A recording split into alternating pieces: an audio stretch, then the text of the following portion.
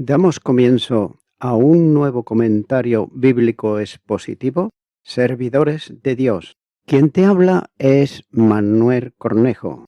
En esta ocasión estaré compartiendo en el Evangelio de Mateo, capítulo 13 y versículo 40, donde dice: de manera que como se arranca la cizaña y se quema en el fuego, así será en el fin de este siglo. La ilustración de la recogida de la cizaña, seleccionándola del trigo, sirve también para introducir la acción judicial con Dios, que ejercerá en el final de los tiempos para separar definitivamente a los perdidos de los salvos. De igual manera que se recoge la cizaña en un campo y se entrega al fuego para que sea consumida, así también ocurrirá en el tiempo final. Debe notarse que el verbo que utiliza aquí Mateo para referirse a quemar la cizaña es muy enfático, compuesto de la proposición cara, que intensifica el verbo quemar y además expresa la idea de quemar absolutamente. De ahí que tal vez se defina mejor con consumir que con quemar. Continúa ahora con el versículo 41, donde dice: enviará el Hijo del Hombre a sus ángeles, y recogerán de su reino a todos los que sirven de tropiezo, y a los que hacen iniquidad. La actuación divina al final de los tiempos se manifestará en la acción del Hijo del Hombre, que enviará a sus ángeles. Anteriormente ya dijo que son los segadores que serán enviados para seleccionar la cizaña del trigo. Aquí se habla de su misión como los que recogerán del reino de Dios a todos los que son tropiezo o escándalo y a los que hacen iniquidad, ya que escandalosos e inicuos serán recogidos por los ángeles en una acción definitiva al final de los tiempos. Los hijos del maligno están destinados al mismo lugar y fin preparado para él y sus ángeles. Mateo capítulo 25 y versículo 41 dice: entonces dirá también a los de su izquierda: apartaros de mí, malditos, al fuego eterno, preparados para el diablo y sus ángeles. El destino final de los malos está determinado por Dios, que se nombra como lago de fuego. Apocalipsis capítulo 20 y versículo 15 dice: y el que no se halló inscrito en el libro de la vida fue lanzado al lago de fuego. Nótese que la acción divina tiene que ver tanto con la separación de los malos como con la limpieza del reino y de su nueva creación de todo vestigio y presencia del pecado. Tengas en cuenta que la creación ahora contaminada por el pecado del hombre será limpiada por fuego, de forma absoluta y definitiva.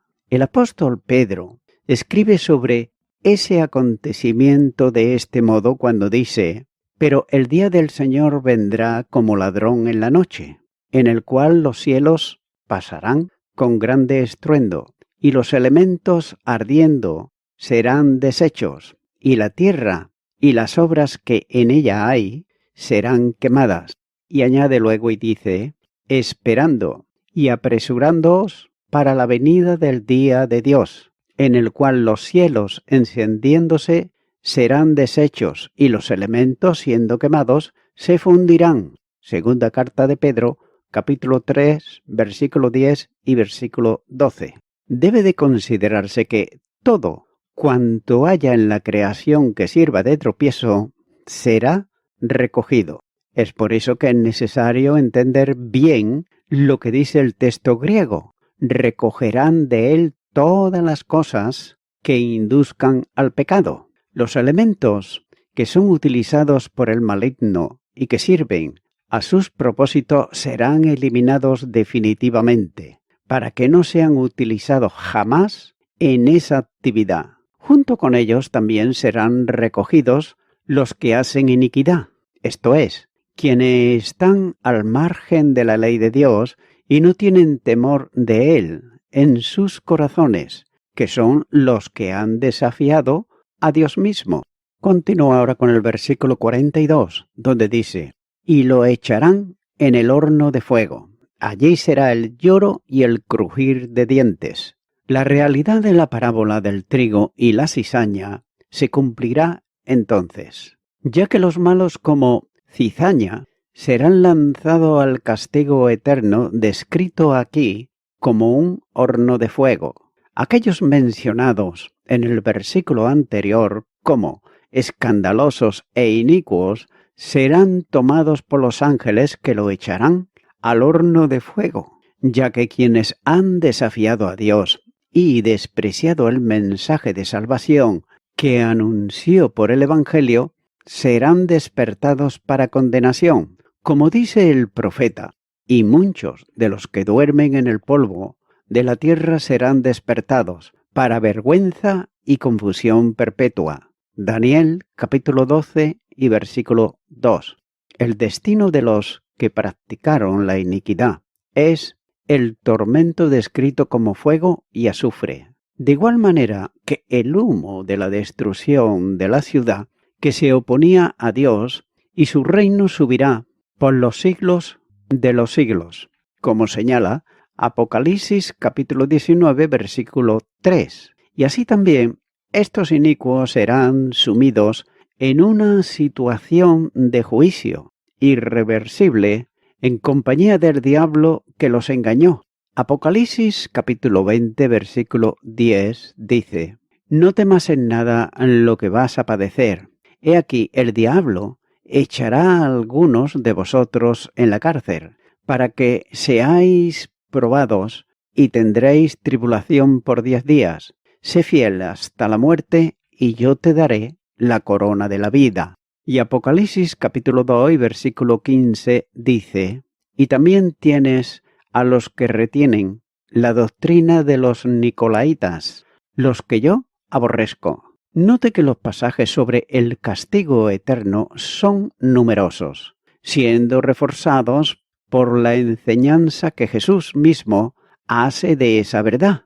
Bajo la acción de Dios y su justicia perfecta, quienes no tienen cabida en el granero celestial porque no son trigo, la tendrán sin embargo en el infierno, todos juntos, como los manojos de cizaña que los segadores preparan para que sea quemada. Versículo 30.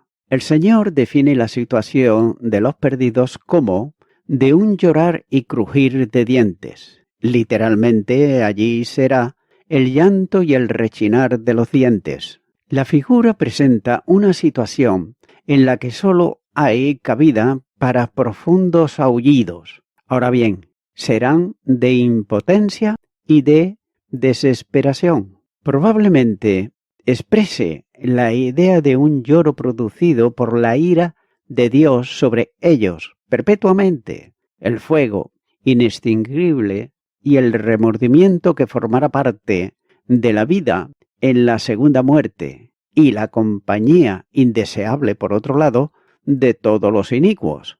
La segunda figura tiene que ver con lo que se traduce como rechinar de dientes, es decir, el castañeteo que se produce por impotencia y rabia incontenible al ver que Dios ha triunfado y que la vida de oposición a Él y su voluntad ha venido a ser el modo natural en una muerte espiritual eterna, el lloro. Y el crujir de dientes tampoco tendrá fin jamás. Y hay numerosas citas bíblicas. Daré algunas solamente en cuanto que habla de esto, como por ejemplo, Daniel capítulo 12, versículo 2, Mateo capítulo 3, versículo 12, Marcos capítulo 9, versículo 43 y Lucas capítulo 3, versículo 17. Continúa ahora con el versículo 43, donde dice, entonces los justos resplandecerán como el sol en el reino de su Padre. El que tiene oídos para oír, oiga. Mientras que la condenación de los impíos será eterna, la gloria de los justos será también eterna. Es decir, entonces los justos resplandecerán como el sol en el reino de su Padre. Nótese un notable contraste entre dos grupos de personas, cuya diferencia estriba en la determinación personal ante Dios. Los justos, por la fe, aceptaron la única forma de justificación ante Dios, pero los impíos continuaron, no importa cuál manifestación, al margen de Dios. Romanos capítulo 5 y versículo 1 dice: Justificados pues por la fe, tenemos paz para con Dios, por medio de nuestro Señor Jesucristo. Exaltados a la gloria por la gracia de Dios, vivirán eternamente brillando para la gloria del Padre. Hallarán cumplido el propósito de Dios, que es su glorificación por medio de su vida, tanto durante el tiempo de la tierra como después en los cielos. Mateo capítulo 5 y versículo 48 dice: Sed pues vosotros perfectos, como vuestro Padre que está en los cielos es perfecto. Los justos han sido llamados a la gloria eterna en Cristo. La primera carta de Pedro, capítulo 5 y versículo 10, dice: Mas el Dios de toda gracia, que nos llamó a su gloria eterna en Jesucristo, después que hayáis padecido un poco de tiempo, Él mismo os perfeccione, afirme, fortalezca y establezca. Dios que los llamó, los mantuvo en la gracia para que eternamente sean instrumentos para la gloria de su gracia. Efesios, capítulo 1 y versículo 6, dice: para alabanza de la gloria de su gracia, con la cual nos hizo aceptos en el amado. La esperanza de gloria es la porción de todos los salvos. Daniel, capítulo 12 y los versículos 1 al 3, dice: En aquel tiempo se levantará Miguel, el gran príncipe que está de parte de los hijos de tu pueblo, y será también de angustia, cual nunca fue desde que hubo gente hasta entonces. Pero en aquel tiempo será libertado tu pueblo, todos los que se hallen inscritos en el libro, y muchos de los que duermen en el polvo de la tierra serán despertados, unos para la vida eterna y otros para vergüenza y confusión perpetua. Los entendidos resplandecerán como el resplandor del firmamento, y los que enseñan la justicia a la multitud como las estrellas a perpetua eternidad. La perspectiva de esa manifestación gloriosa tiene que ver con la consumación de los tiempos, en donde Cristo entregará el reino al Padre, sujetando y eliminando a todos los enemigos, que incluye la muerte como el último derrotado. La primera carta a los Corintios, capítulo 15 y versículos 24 al 28 dice: Luego el fin, cuando entregue el reino al Dios y Padre, cuando haya suprimido todo dominio, toda autoridad y potencia, porque preciso es que Él reine hasta que haya puesto a todos sus enemigos debajo de sus pies. El postrer enemigo que será destruido es la muerte, porque todas las cosas las sujetó debajo de sus pies. Y cuando dice que todas las cosas han sido sujetadas a Él, claramente se exceptúa aquel que sujetó a Él todas las cosas. Pero luego que todas las cosas le estén sujetas, entonces también el Hijo mismo se sujetará al que le sujetó a Él todas las cosas, para que Dios sea todo en todos. En aquel día cumplirá en los redimidos de la Iglesia el propósito del Padre, que sean conformados a la imagen de su Hijo. Romanos capítulo 8 y versículo 28 dice: Y sabemos que a los que aman a Dios, todas las cosas le ayudan a bien, esto es, a los que conforme a su propósito son llamados. El Señor llama en forma apelativa a quienes entienden el alcance y significado de la parábola, para que presten atención a la enseñanza. Y lo hace con el hebraísmo habitual, es decir, quien tiene oídos, Oiga, el honor definitivo y supremo será brillar gloriosamente con la luz que procede del Cordero de Dios, que alumbrará eterna y definitivamente. Apocalipsis, capítulo 21 y versículo 23 dice: La ciudad no tiene necesidad de sol, ni la luna que brille en ella, porque la gloria de Dios la ilumina, y el Cordero es su lumbrera. La vida del creyente es ahora un punto luminoso que brilla en las tinieblas de la noche del mundo. Es como una luz más de una ciudad que, estando sobre un monte, no se puede esconder. Mateo, capítulo 5, versículo 14 dice: Vosotros sois la luz del mundo. Una ciudad asentada sobre un monte no se puede esconder. Pero tengas en cuenta que la realidad gloriosa de la nueva vida en Cristo a menudo pasa desapercibida para el mundo, porque está escondida con Él en Dios. Colosenses, capítulo 3 y versículo 3 dice: Porque habéis muerto, y vuestra vida está escondida con Cristo en Dios. Un día, en el futuro, Jesucristo será manifestado, y la vida de los creyentes se manifestará con Él en quien está. Los que durante su vida brillaron para Dios y le glorificaron con ella. Mateo capítulo 5 y versículo 16. Estos serán luminares que resplandecerán eternamente, a modo de cómo resplandecen las estrellas en el firmamento. Daniel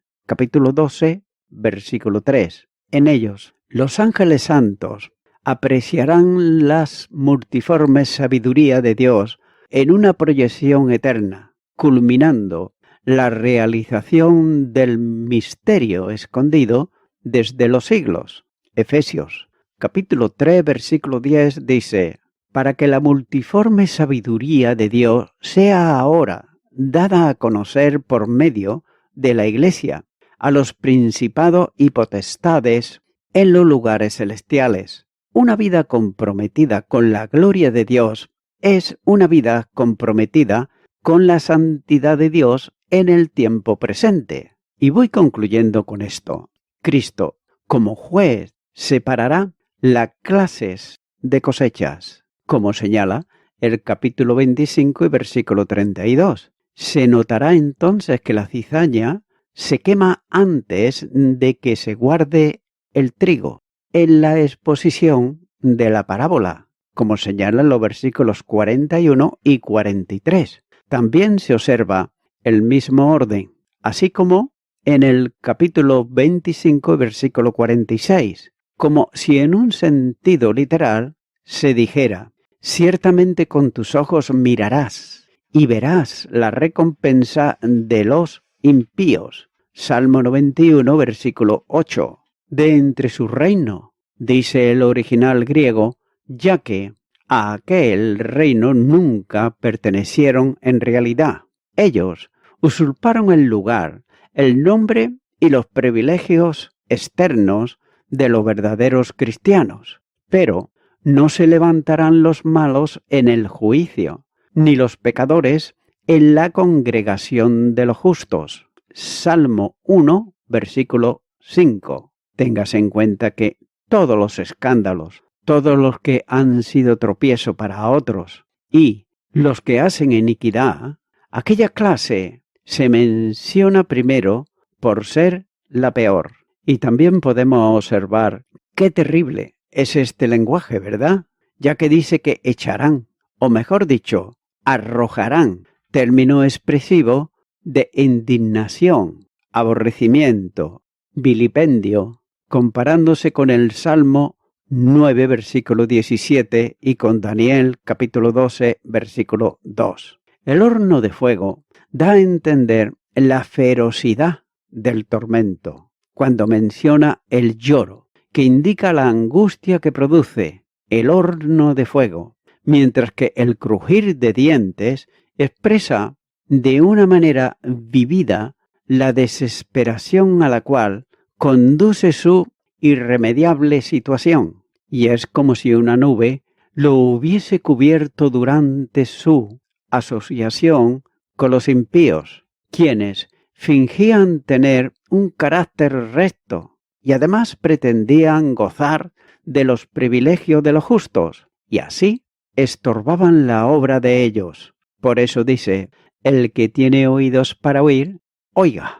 Amigo y amiga oyente, cuando está hablando y dice que el reino de Dios, se está refiriendo a su gobierno soberano. Esta vez, el enfoque se centra más en un control no solo sobre su iglesia, sino también sobre el cosmos. Como vicerregente de la soberanía de Dios, Jesús promete un castigo doloroso para quienes lo rechazan. Estas personas son descritas literalmente como todos los que causan pecado y hacen el mal. Versículo 41. Ya que hay dos categorías separadas, pero sin embargo, por otro lado, promete gloria radiante para los justos. Versículo 43. Es decir, aquellos que hacen la voluntad de Dios al convertirse en discípulos de Jesucristo. Amigo y amiga oyente, tan solo Cristo puede hacerte justo delante de Dios. No puede hacerlo ningún hombre, ninguna iglesia, ninguna denominación. Solamente Jesucristo, que fue el que dio su vida en la cruz del Calvario. Por ello, mi amigo, mi amiga oyente, es necesario que tú deposites tu fe en el Salvador Jesucristo. Él está esperando y solamente tienes que invitarle a que venga a tu vida y a tu corazón. Si nunca antes lo has hecho, pues ahora puedes hacerlo. Repite conmigo esta oración que voy a hacer. Esto sí, hazla con fe y di, Señor Jesucristo, vengo ante ti, ya que me brindas la oportunidad de arrepentirme de mis pecados, lo cual hago en este momento. Me arrepiento de todos ellos. Te pido perdón y te acepto como mi Salvador, Señor Jesucristo. En tu nombre, amén. Amigo y amiga oyente, si tú has hecho esta oración de corazón, te recomiendo que comiences a orar a Dios, en primer lugar, en el nombre del Señor Jesucristo. Orar a Dios no es rezar, sino que es hablar con una persona. También te recomiendo que leas la palabra de Dios y lo hagas a diario. Comienza, por ejemplo, con el Nuevo Testamento. Y también, por último, te recomiendo que para que puedas crecer espiritualmente, te congregues en una iglesia cristiano-evangélica, donde se predique, se enseñe y se practique la sana doctrina y la palabra de Dios. Congrégate ahí y con el tiempo podrás crecer espiritualmente y también servir al Señor Jesucristo. Que Dios te bendiga y a toda la audiencia. Nuevamente ya me estoy despidiendo de todos ustedes y será hasta el próximo programa. Que Dios os bendiga a todos.